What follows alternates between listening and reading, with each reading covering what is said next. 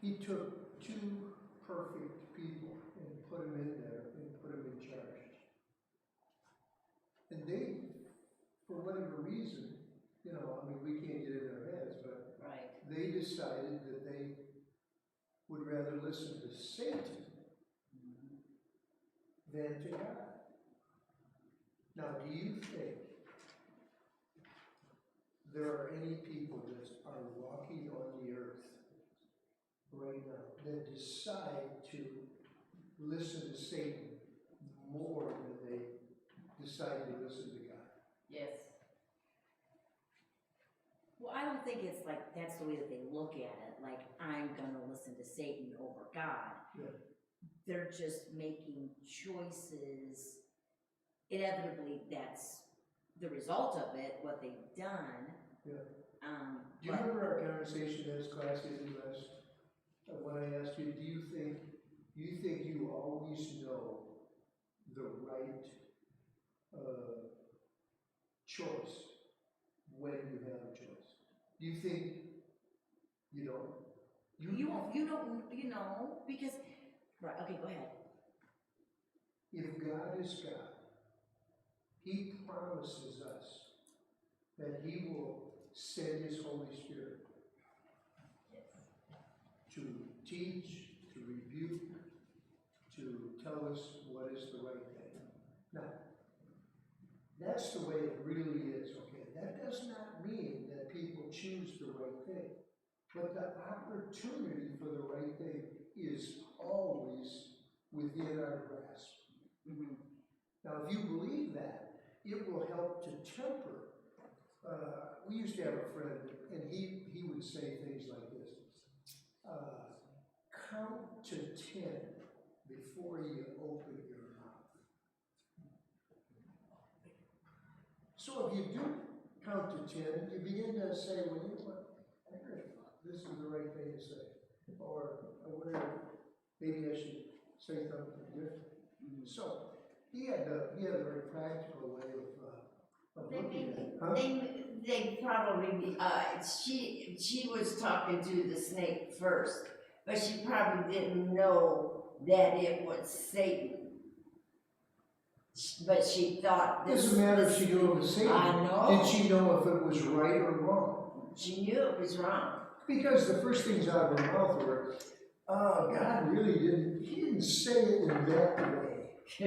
Right? Yeah.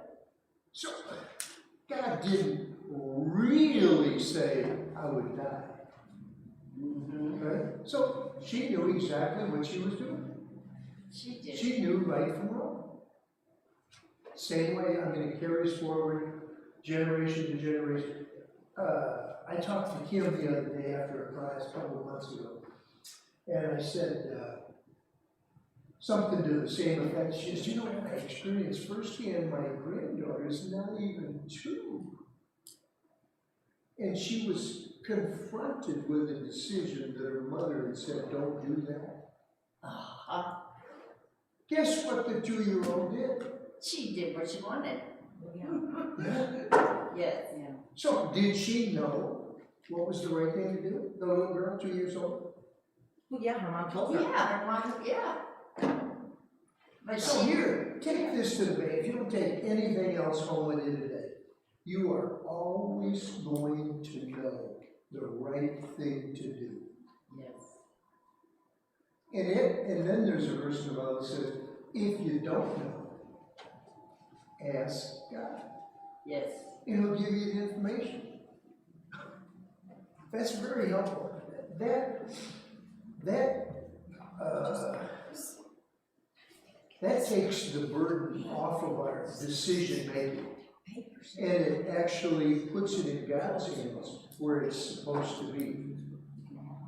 And then it's His obligation to, and He says, I'll never leave you, I'll never forsake you. You're going to always know what to do.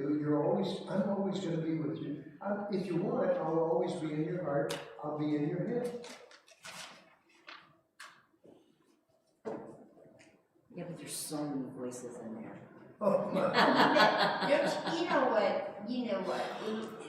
God when you're a Christian, there is an angel that is appointed by God to watch out for us. And if we start getting something stupid, well, they can't do nothing about it, because they're, you know, Well, see, and what I'm saying? a lot of decisions aren't right or wrong. Right.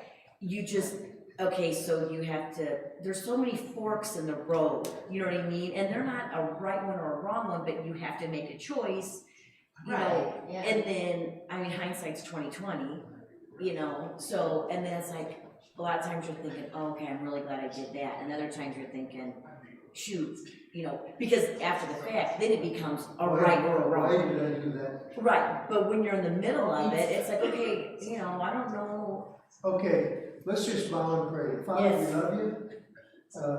We thank you for your word. Help the word today that we read, and as we digest the information, help it to find lodging in our heart.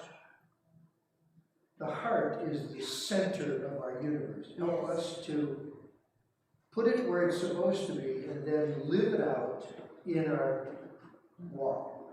Thank you, Lord, in Jesus' name. Amen. I am going, I don't know if you have your Bible, but I'm going to begin to read in chapter 5 of Adam.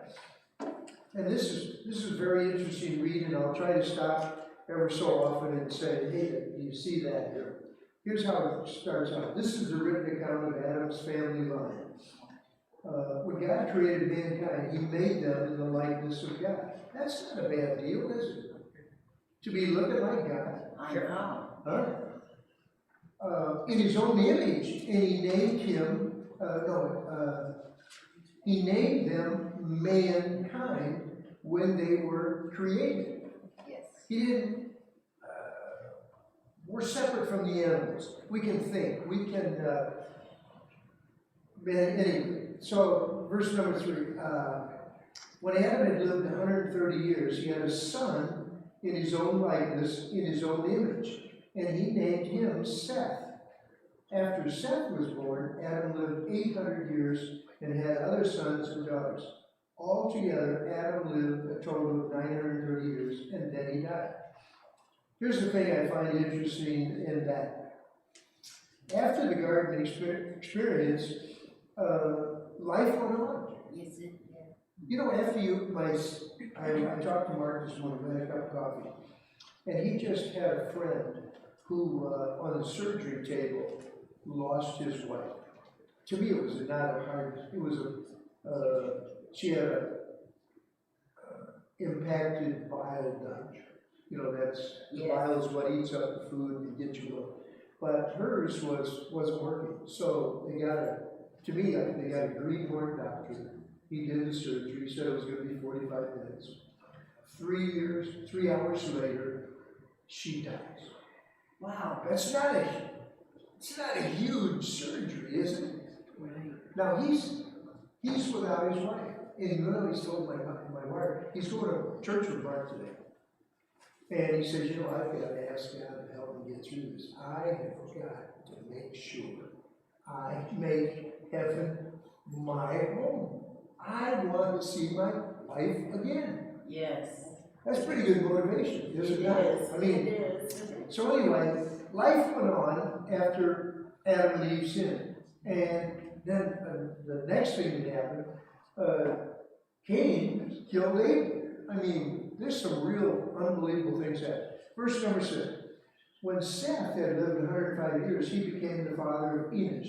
After he became the father of Enos, Seth lived 807 years, had other sons and daughters. Altogether, Seth lived a total of 912 years, and then he died. Michelle, I didn't ask you to read today because there's a lot of crazy words in the book. Yeah. When Enos had lived 90 years, he became the father of Cain. This is just tracking. Does everybody know what genealogies are? That's the line, okay? Right. Do you remember when they gave the genealogy of Jesus, how it all started out? David was part of the whole line. Mm-hmm. Rahab the prostitute was part of the line. This is a genealogy of what happened after Adam and Eve. I'm gonna drop down to 12. When Cain had lived 70 years, he became the father of Mahalalel. After he became the father of Mahalalel, Cain had lived 840 years and had other sons and daughters. Altogether, Cain had lived a total of 910 years. These guys are really living a long time, aren't they? Yes. Now, do you know anybody's gonna be 902 coming up? We know when somebody hits 100, we are just baffled. Right. Like Evelyn's gonna be, in January, Evelyn's gonna be 100. And Betty White. Huh? Betty White, is she Betty still White, alive? yeah, and she'll be 100. Betty White, as in those 3 people that are on TV. Yes. The ones Golden that- Girls. They're real Yes. older. So, Yes. I don't know, I just know Yes, Betty White. yeah. Well, they are, She's- they're constantly talking about their affairs. Oh, You yeah. know, and she was a good actress, 100 years old. Wow. So God's pretty patient with her, would you say? Do you think she's a believer? No. See, I just know she's like an old comedian that everybody knows. I Yeah, didn't that's watch, about it. but I didn't she's- watch like the Golden Girls, I don't know. Yeah, Was it- no, they're, If you go back and watch the Golden Girls, you'll just find that, yeah. they're off the chart. But anyway, she can still get saved. She You know could. what I mean? God's really patient, is he not? I mean, I don't know why he let people live, but I'm gonna read it in a minute.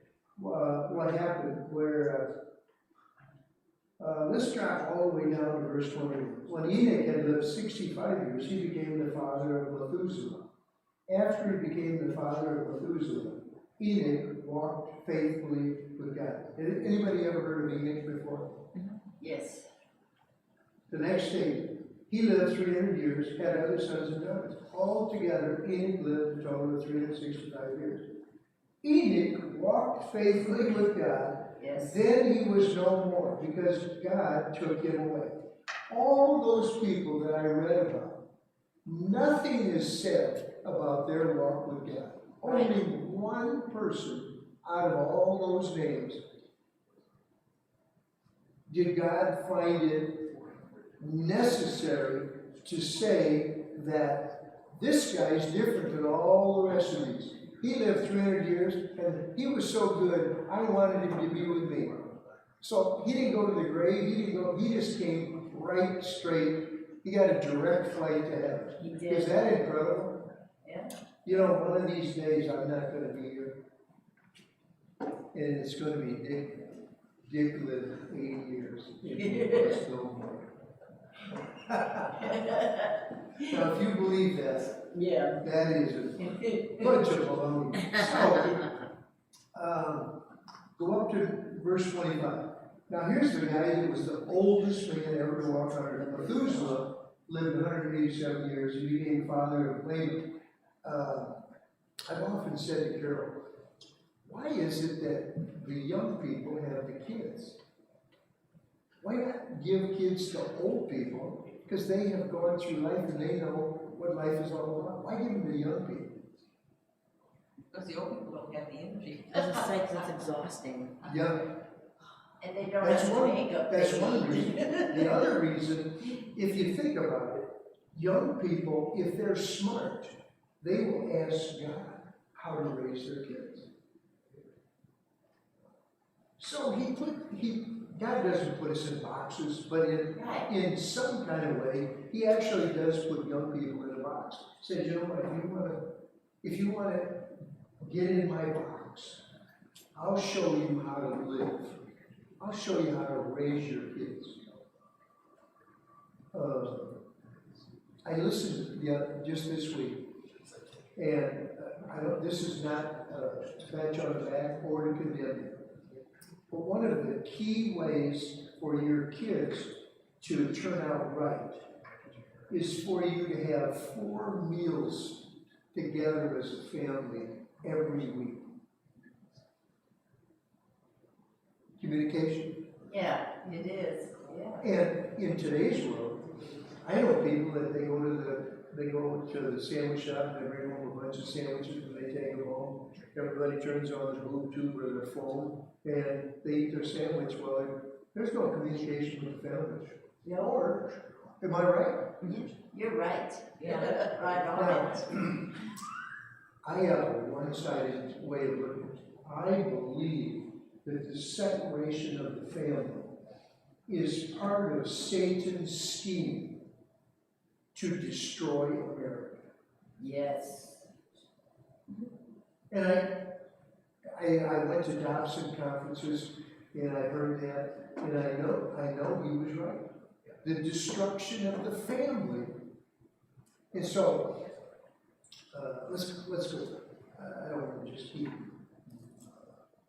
So he had another guy, lady, he lived 182, and then he had a son. Now, in this story, in chapter 5, we get to the second guy that loved the Lord. No mention of these other people. Now, what was this guy's name? Noah. Now, Noah had to be pretty special. Here's a little background before I read the next. Earth was no longer the perfect paradise that God had intended. It is frightening to see how quickly all of humanity forgot about God. Incredibly, in all the world, only one man and his family still worship God. Does that blow you away? That man was Noah. Because of his faithfulness and obedience, God saved him and his family from a vast flood that destroyed every other human being on earth. Let me go on. I'm going to read a little bit more until we get to Michelle, will you be ready to start reading at verse 11? I have no time. When human beings began to increase in number on the earth and the daughters were born to them, the sons of God saw that the daughters of humans were beautiful, and they married any of them they chose.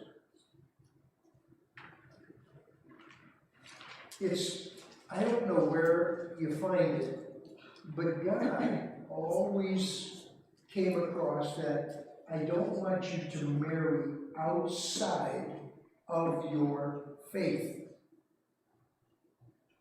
This verse says they did the opposite thing. They married because they're beautiful. How many of you know somebody that married somebody because the woman was beautiful?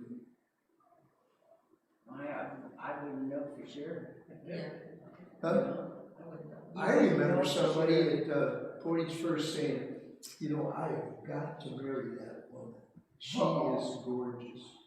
And he ended up doing it. And 2 years later, they were no more. Oh, boy. Isn't that incredible? You can't marry just for beauty, even though I did.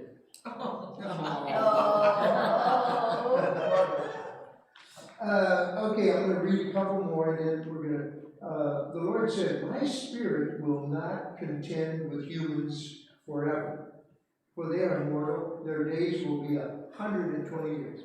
All of a sudden, God says, "You're not going to live 850 years, 900 years anymore. I can't take it. You got 120 years, and that's going to give you 120 years to have a right relationship with me." Yeah. Isn't that interesting? Yes. I mean, I told Mark that this morning. He didn't know it was in there, but he was appreciative.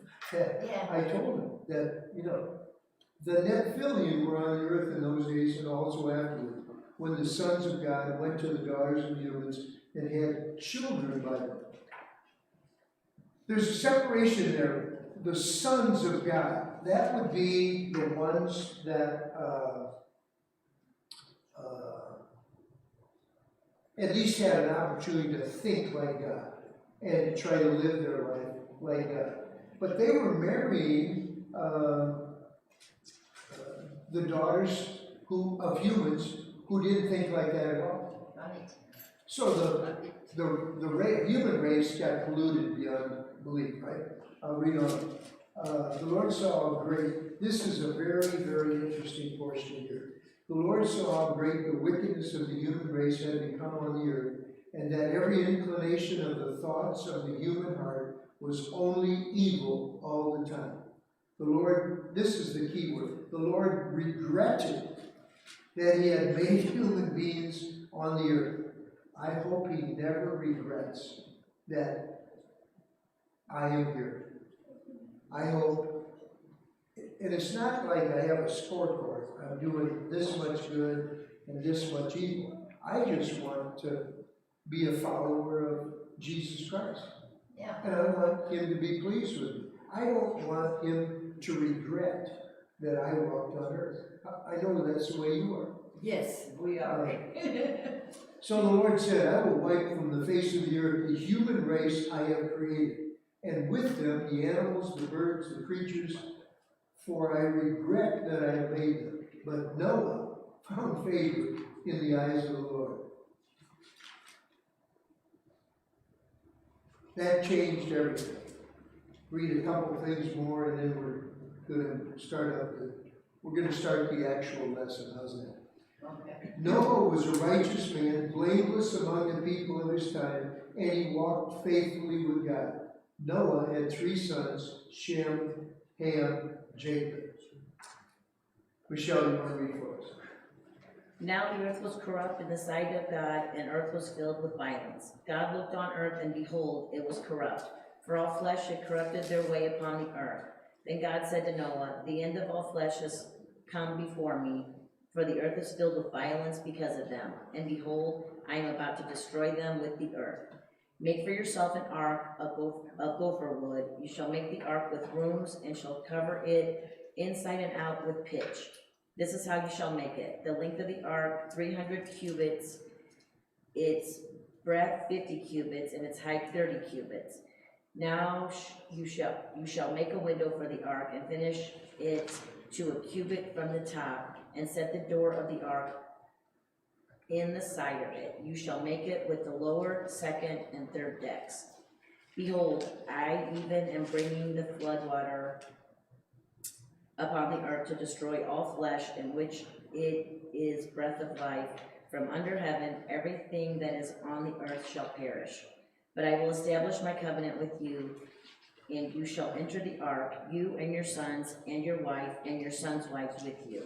And every living thing of all flesh you shall bring 2 of every kind into the ark, to keep them alive with you. They shall be male and female.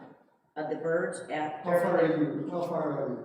I'm getting ready to read 20. Okay. Of the birds after their kind, and the animals after their kind, of every creeping thing of the ground after its kind, 2 of every kind will come to you to keep them alive. As for you, take yourself some of all food which is edible, and gather it to yourself, and it shall be food for you and for them. Thus Noah did according to all that God commanded him, so he did. And by way of discussion, we're going to have a lesson today with regard to God making a covenant. He gets tired of the people on earth. He said, I'm going to destroy them. But then Noah finds favor, and he doesn't destroy. He makes. Hey, Stuart, you have a minute? Yes. What is the ark like? The ark is all wood construction made with Amish methods of construction, basically what they would have used back in the day. 510 foot long, 3 floors or 4 floors, or something like that. 510 feet. Yeah. Can you imagine that? You know how long a football field is? Yeah. 1.5 football fields. Yeah. It's that size, multiple stories. I got some pictures if anyone wants Okay. to look at it afterwards. They have all the theory of how they got all the animals on. If you know in Genesis it's an and their kind, Yes. and it's not necessarily all the varieties of that kind. Okay. It is a kind. Like a and- bird, one bird? No, like 2, they were all 2. Okay. well, some more than 2. But at any rate, it was a different, like a dog, a canine. That's what's Okay. one, and you've got varieties of all the different dogs that could have come out Okay, of all that. okay, And other stuff that we haven't heard of, but we have fossil records of. okay. They also have floors where all of the, for grain storage, food storage, water storage, all of that's in there, and walkways where they can come down and feed and water and clean out, and living quarters for Noah, his wife, and the 3 kids and their wives. It's all in there. Who built it? Ham. Yeah, the guy's last name. How much money did it cost? That one I have no idea. 40 million. Yeah. 40 million bucks. I'm, it's only in Cincinnati. I'm just south of Cincinnati, and you can go, you can get both museums on a trip, the Creation Museum. About half hour apart. Why do you think Ham is doing that?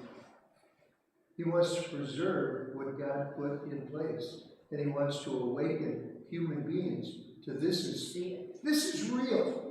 This is. Yeah. To prove Think that of the length, Huh? the length.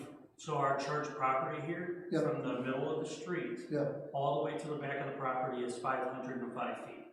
Same as the Ark. Is that incredible? Say that again? The front of the street to the back of the the back of the property. property is 505 feet. If you look That's at how the long peak the of the arc is. building here, the very peak of the building here is 35 feet up in the air. That's how tall the Ark Wow. So, yeah, big. is. Pretty big. One of the exhibits that they have, everybody says, "Oh, look at the all the ice in the Arctic." Okay, this is the archaeological record, and it should take this long. It's like, well, they found an airplane from World War II buried in this many feet of ice from the storms, and they're going, well, that airplane should have been about 500 years old. Right. From World War II, Right. So it's like, yeah, your archaeological things is a little different. Okay, good. Hey, thank you, sir. I was supposed to ask you a couple of questions. God made a covenant not to destroy the earth because he found one man and his family that were worthy to build the ark and preserve mankind, right? So, when was the last time you made an agreement with somebody? Depends on, how. It doesn't have to be a huge deal.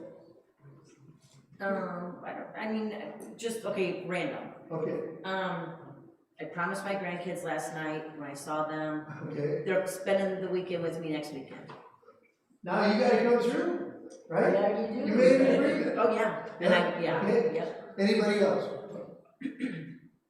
You made an agreement, you told me about it yet on the way home last night. You made an agreement to go to the hotel I was, to be with the granddaughter so that our son's wife could go to the ball game.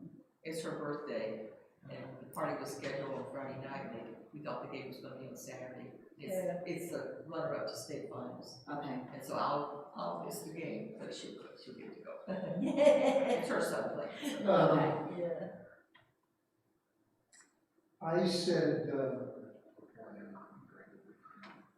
I said I made an agreement with my grandson. You keep winning, I'll keep coming to the games. See if he loses. The games are over, right? Yeah. And I want to be there, but that was a little agreement. When I made my vows with my wife, I said for better or for worse, and I haven't been sorry. To the very best of my ability, not always, but to the best of my ability, I have kept the vows. 56 years. When we tell people 56 years, they just they can't believe it. But hey, I believe it. So anyway,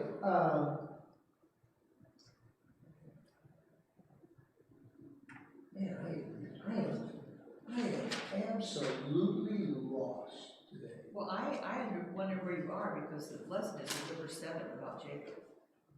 What? The lesson for November 7th. You know where I am? I know you're not on today's lesson.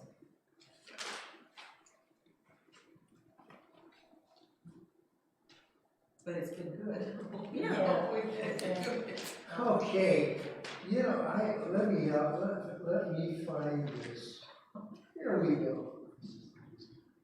What's the date? I'm baffled. I don't even know. Well, it says at the beginning of the lesson.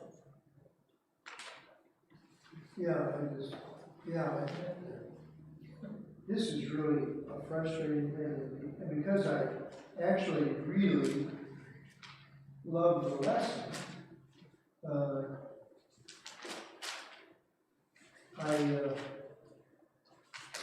tried to be prepared, but I can't even find the lesson. How's that? Yeah, I find, I have stuff like that happen all the time.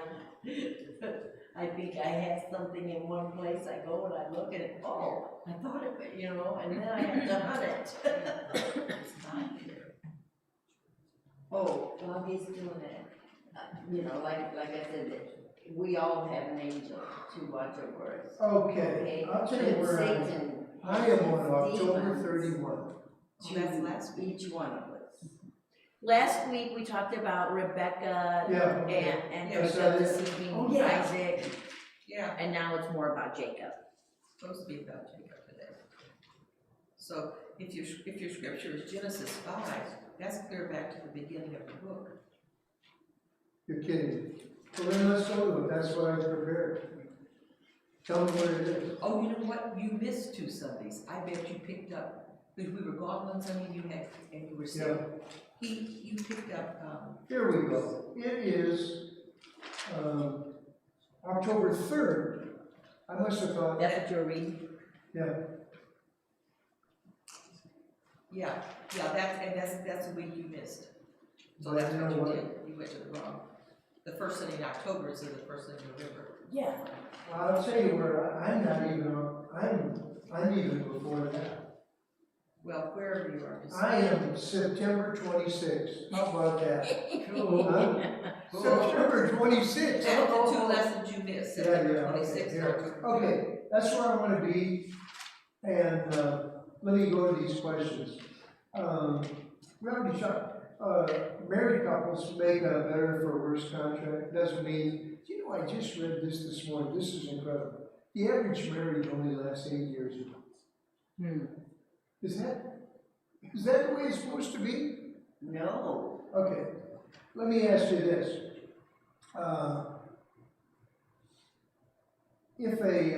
Do teachers and students ever make agreements? Sure. Sure they do. Okay. Okay, well, the teacher says what, and what is the expectation on the part of the student? You read your lesson, you study your lesson, Yes. we discuss the lesson, and we prepare for what you're supposed to know. So then take the flip side, the student is supposed to read it and spend time in it and figure it out Yes. so that he can be wise enough to put what about, I wrote this down, what about a parent and a child? What if the child wants to buy a car? What are some of the things that a good parent should do? Save up for it, get Okay. a job, Okay, Yeah. know how to maintain it. okay, I did that with all my kids. They all had to buy their own car, gas, tires, spark, insurance. yeah, I did nothing. I couldn't afford it. So all 3 of my kids, you want a car? Okay. I'll help you get it, but here's what you have to do. Well, job, and this is how much, we researched it, each and every one of them, and how much insurance was gonna cost them. And here's your job, and here's your, gas money and all that stuff. And so, all 3 of them worked, and, It was an unwritten contract, right? well, yeah, But it was a contract. right. I mean, if you don't come through, what about today? How many kids do you think buy their own cell phones? Oh, very few. Huh? I know plenty of people that had, that are in the same boat that I was in, maybe say 10 years ago. Yeah. And just, the jeans It and is, the clothes yeah. and the phone and the tennis shoes and the, Now, do you think that is the way God wants it to be? No, Okay. no. Okay. So anyway, this is all about a contract. God says, I'm not going to destroy it. I am going to destroy the earth, but I'm going to take this guy Noah, and I'm going to preserve a portion because and there was an interesting thing, and I can't remember where I found it. Here's what it says. Noah didn't speak. He just obeyed. yeah. He didn't ask God, hey, why is this thing so big? Why is this thing so tall? And why are we doing it this way? and I'm not even close to water. What do I do? You know, they made fun of him like Oh, crazy. they did, yes. I mean, they ridiculed him. Isn't that, okay. So, here's the transition. People make promises every day. Some promises are kept, some are broken. Today, we're going to talk about Noah and the flood and the promise God made to Noah in all of creation. Carol and I are witnessing a coach that is, in my mind, an incredible coach. The players do what he wants, or they stand on the sidelines. Doesn't matter if he makes a mistake, they still do what he says. Yes. And you know, I don't see it. Do you see any of them balking? No. Well, this is 8-man football, not like 11, bigger school. So when they change sides, the 8 here come off the field, or they come off the field, and 8 go on the field. I've never seen the coach yell, but Friday night he got incredibly in the face of a young guy, yelling and screaming at him. Why? He was the 8th man that was supposed to be on the field, and he's standing on the sideline. Oh, shoot. Now, do you think he's going to forget that next time? No. So I asked Colin afterwards, I said, Colin, when coach gets in your face, what do? He said, man, I do what he says. Do you resent it? No, because we're successful. Right. So, okay, you read 6, you read 11 through 17. Okay, here's some questions.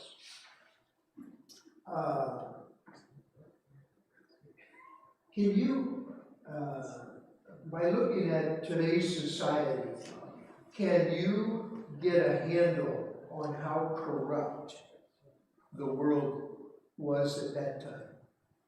And let's try to cite some examples of corruption that you were aware of.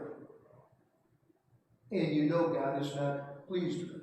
You mean today? Today. Oh. Yeah, I mean, we could read this, and it's a historical record, but basically it's saying that the people were so corrupt, God said, man, enough is enough. So I always try to say, okay, what are we like? And what can we be? How can we be different? How can we be not like the ones that got destroyed in the flood? How can we be like Noah, safe in the ark? Yeah. So I think you have to cite examples of corruption. You know any? Child molestation, child pornography. Okay, You know, okay. there's a whole Somebody world else? there. Just, I don't know, lying and trying it's like to step on others so you can be on top, Yeah. Yes. and it's me, the type of world. Yes. What about on the road when you're driving? Oh, same thing. Yeah. Yeah. My sister says when people pass you, like she cannot, because they're not passing you, they're taking cuts. I'm like, what are you in grade school? And so when she's on the highway or whatever, no one can pass her. She'll speed up as Oh, fast really? as she's gotta go because she doesn't want the other people to take cuts. And yeah. So that's it's funny. Can I be introduced to your sister? But I don't know, but yeah, so that's, everybody's just, like, I have to be first, I have to be, looked at and adored and blah, blah, blah, and everything is just a whatever type I'm of gonna world. tell something that I heard this morning. It's not a diatribe against politics, but it's just an example. There was a guy on Fox when I'm going over to get a donut and coming back, and he's a congressman, very well known. In fact, he was the head of the CIA at one time. His name is, doesn't matter what his name is. But he said that when the Steele dossier came out, ripping on Trump, and they used it for 4 years to say he was corrupt and everything else. Yes. The person that protected the truth from getting out was Strzok. Remember Strzok, the name Strzok? The head of this FBI section. Okay, yeah. He knew it all. Yeah, he Now, did. did you know the person that got the dossier worked hand in hand with the other political party, is specifically with Hillary? And that, all this is coming out now. Now, I think that's corruption. But I mean, I know there's corruption on the other side, but I'm just saying, we live in a society where the leaders are so corrupt, it is beyond comprehension. And I think, I happen to think that God is not going to put up with it a whole lot longer. Whether or not, I would have destroyed America 40 years ago. I mean, we're the largest purveyor of pornography. 70% of pornography all over the world comes from the United States. Yep. 70%. What about 62 million babies being killed? I mean, Every day. if you think about it, it is just off the charts how much there is. So, if God said the people were evil in that day, they didn't even know how to be evil like we know how to be evil today. Am I right? Right. And he said, hey, I regret that I made it. Let's read the next one, okay? Okay, so wait, where am I at? Are we going, okay, tell me where. Genesis 6, Okay. 18 to 22. 18. You read the rest. She's already read that. No, she's. Yep, I did. She did. Or read it again, I'm sorry. Okay, wait, let me get back here, hold on. I'm sorry. You have me flip-flopping. Okay. Okay, I'm in Genesis 6, 18 to 22. Yeah. But I will establish my covenant with you, and you shall enter the ark, you and your sons and your wife, and your sons' wives with you. And of every living thing of all flesh, you shall bring 2 of every kind into the ark to keep them alive with you. They shall be male and female.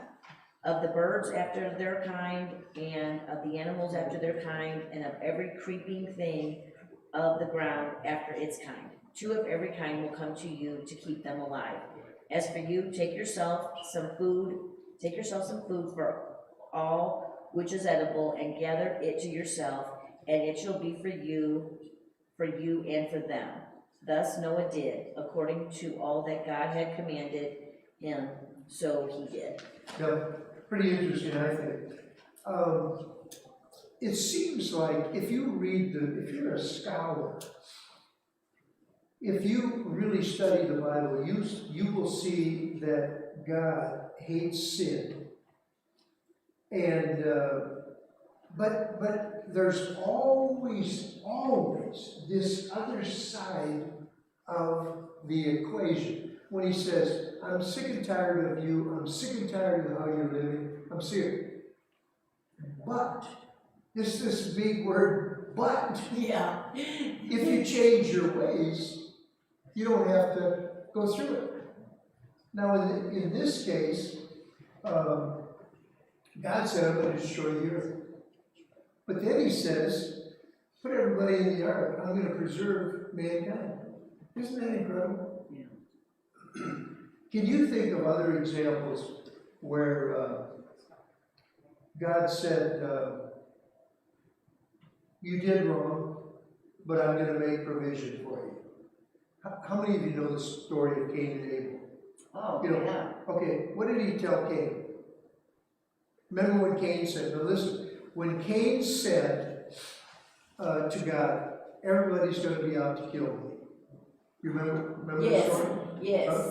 What did God say to Cain? He put a mark Then- on it. Put a mark on him, Yeah. and he put it, did you know that in Old Testament times, as God was seeing his creation come along, he would have cities devoted to people that killed people. Is that incredible? I find, Oh. yeah, oh yeah.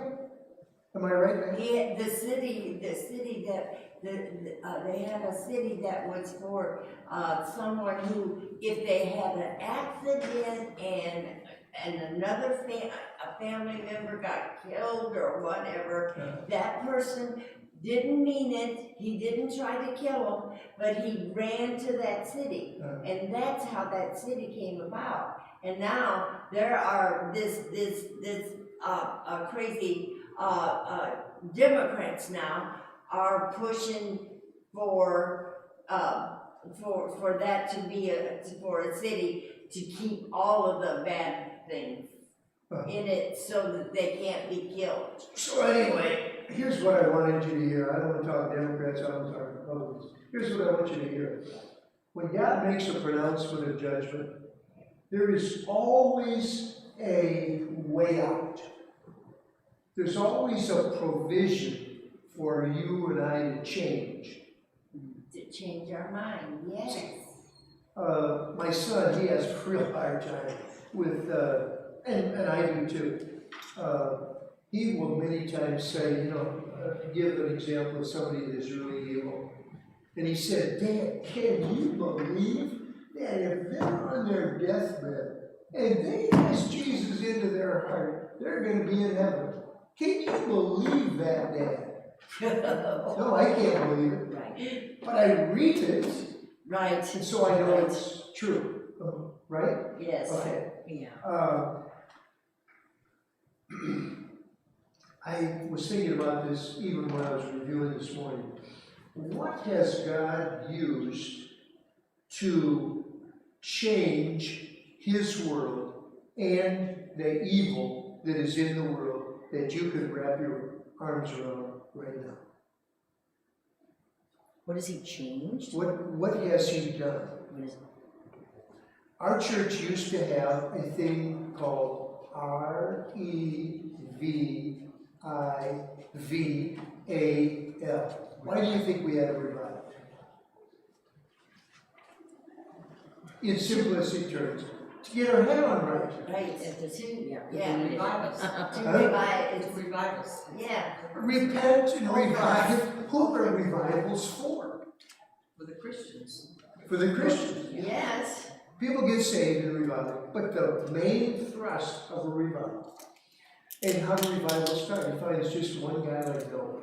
There was a guy in New York City that thought it was a good thing to every lunch hour not eat, but pray for a revival. And I don't know, do you know the story? I can't remember his name. But anyway, then he started inviting his friends. And they didn't meet at a restaurant, they met at a church or a meeting hall or something. And they began to pray. This went on for months. And there was a great revival in America. Yeah.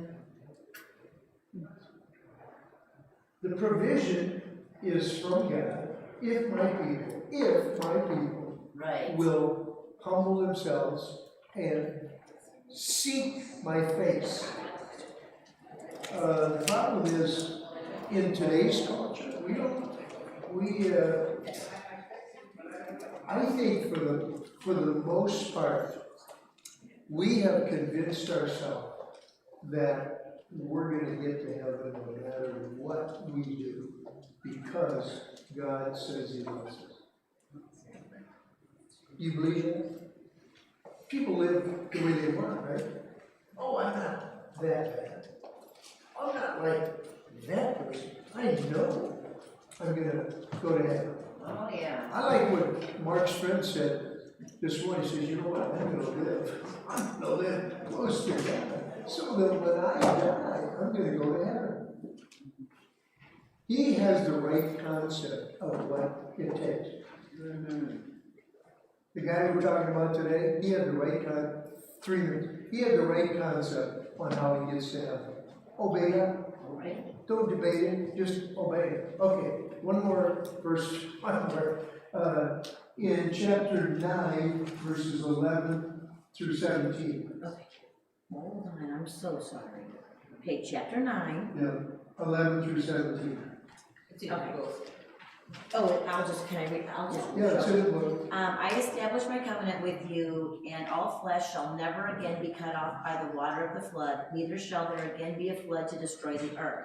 God said, "This is the sign of the covenant which I am making between me and you and every living creature that is with you for all successful generations. I set my bow in the cloud, and it shall be for a sign of the covenant between me and the earth. It shall come about when I bring a cloud over the earth, that the bow," is it bow? Or rainbow. Rainbow. Oh, rainbow, that's what I thought, okay, "will be seen in the cloud. And I will remember my covenant, which is between me and you and every living creature of all flesh, and never again shall the water become a flood to destroy all flesh. When the bow is in the cloud, then I will look upon it to remember the everlasting covenant between God and every living creature of all flesh that is on the earth. And God said to Noah, "This is a sign of the covenant which I have established between me and all flesh that is on the earth." Now, Just a few comments, and that's it. Just a few comments here. I like some of the things God says besides the rainbow. If you believe in my son and you ask for repentance, you're going to be with me. Let's say somebody loses a loved one. God says, he doesn't say don't fear, but basically he's saying don't fear. I'm going to be with you. Yes. I'm going to be there to comfort you. I mean, if you want confirmation that God loves you, just read here and you'll find it. Now, here's the only negative thing I'm going to say about this section. God made the rainbow. Yes. Am I right? Yes. We were going to see Colin play a couple weeks ago, and it was a gorgeous rainbow. And this thing must have gone for 1,000 miles. It was just incredible, beautiful. But you know, Carol and I also went to Philadelphia, Pennsylvania, and we went by a church that was a Bible-believing church for many, many, many hundreds of years. Christ Church. They had a huge flag on the side of their church building, the rainbow LGBT. Yeah. They took it. So God said, "This is the rainbow, I made it." Yes. Satan comes along and says, "I got another rainbow, and I'm going to try to duplicate that." Yeah. And when God said, He created a male and female, Yeah. the rainbow comes along and said, "Oh no, there's multiple. It's not just male and female, it's whatever you want to be." See how Satan distorts and attempts to destroy what God has made. So the bottom line to this lesson, it's all there. It's all there for us to grab onto and to live by. And don't let Satan give you wrong information. Are you committed to letting God give you good information? Absolutely. He wants to. When he says, "If you don't eat, you don't work," are you going to fight him about it? Or are you going to work? You're gonna work. If he says, "I value human life," are you going to set out? I mean, none of you ladies are going to be having babies anytime soon. But I mean, if you have the opportunity to share with someone that's getting ready, possibly to abort a baby, do you have enough courage to talk to them and say, "That's not God's plan. God wants. God is going to help you raise that child. That is a gift from God." Yes. So are you gonna believe what God says, or are you going to believe what Satan has put into our minds? How do you want to pray for us? Thank you, Lord, for our time together today. We pray that what we're talking about will be effective in our lives. We pray for the after service, Lord, touch Pastor, touch our worship time together, Father. May we lift you up today for it's in the way. Hey, let's figure out